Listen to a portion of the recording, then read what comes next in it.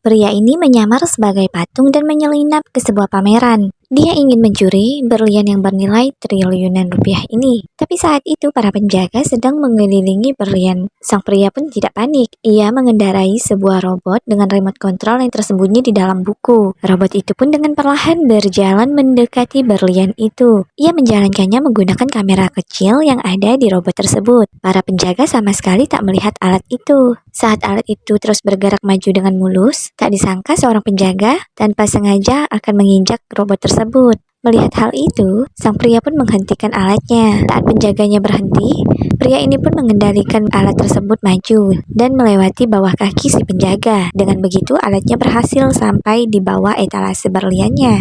Kemudian, pria ini menekan sebuah tombol yang membuat alat ini dapat berdiri dan berjalan di etalase. Di bawah kendali sang pria, alat itu pun mencapai ujung dari etalase. Lalu ia menekan sebuah tombol lagi dan mengeluarkan sebuah lengan yang ada pada robot untuk mengambil berlian tersebut. Setelah lengan mekanik itu berhasil menggenggam berliannya, pria langsung memasang sebuah proyektor kecil pada sebuah patung yang asli. Saat lengan mekanik itu berhasil mengambil berlian aslinya, proyektor itu membuat proyeksi berlian yang sama persis untuk menggantikan berlian yang asli. Dan berlian yang asli sudah dimasukkan ke dalam alat dari lengan mekanik tadi. Dengan begitu, sang pria berhasil menyelesaikan pencurian berlian yang sangat-sangat mahal ini. Lalu dirinya pun keluar dengan berpura-pura menjadi petugas pembersih. Namun seseorang mencurigainya. Ia lalu menghentikan pergerakan pria pencuri ini karena polisi telah membatalkan para pembersih sebelumnya. Jadi nggak ada pembersih nih guys sebenarnya. Polisi ini pun menyadari ada yang tak beres. Ia meminta pembersih itu untuk berhenti. Namun saat itu pencuri ini berdiri di atas selokan pembuangan. Sang polisi pun meminta kartu identitasnya.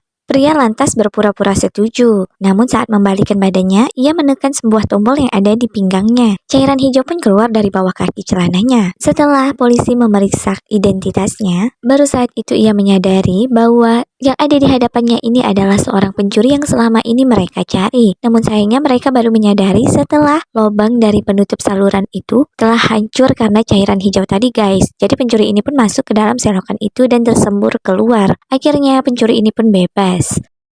Setelah sekian lama menghilang, si pencuri ini masih saja tidak puas. Ia bahkan menelpon stasiun televisi untuk memberitahu polisi target selanjutnya, yaitu pedang kuno dengan sejarah 600 tahun yang lalu. Ini adalah sebuah pedang yang bertahtakan permata berusia 1000 tahun. Pedang ini juga dikelilingi oleh beberapa perangkat alarm inframerah. Tapi seseorang pencuri hendak mencurinya. Saat pencuri itu baru melepas perlengkapannya, dia melihat seorang pencuri lain telah datang lebih awal. Dan pencuri itu adalah pria pencuri sebelumnya. Melihat pencuri itu ingin mengambil pedangnya, sang pria lalu menghentikannya dan memberinya sepasang kacamata. Baru saat itu pencuri yang baru ini sadar bahwa di pedang itu ada alarm yang mana jika terkena atau mereka menyentuhnya, polisi akan tiba dalam waktu 30 detik. Selain itu ada perangkap resonansi elektromagnetik yang dipasang di dinding yang bisa seketika melumpuhkan mereka. Melihat perlindungan yang sangat ketat ini, pencuri itu pun langsung panik. Tapi pria pertama ini tampak percaya diri. Ia lalu melempari sebuah koin melewati sinar inframerah tadi untuk memicu sebuah alarm berbunyi. Tak lama kemudian, polisi pun bergegas masuk dan mengepung mereka. Namun pria ini dengan tenang membiarkan pencuri itu mengambil pedangnya. Kemudian semua polisi ini tersengat listrik. Sang pria lalu berbaring di lantai untuk menghindari serangan. Sedangkan pencuri ini bergegas kabur dengan seutas tali. Di saat yang sama, dia tak lupa meninggalkan simbol. Tapi saat pencuri itu hendak pergi dari atap,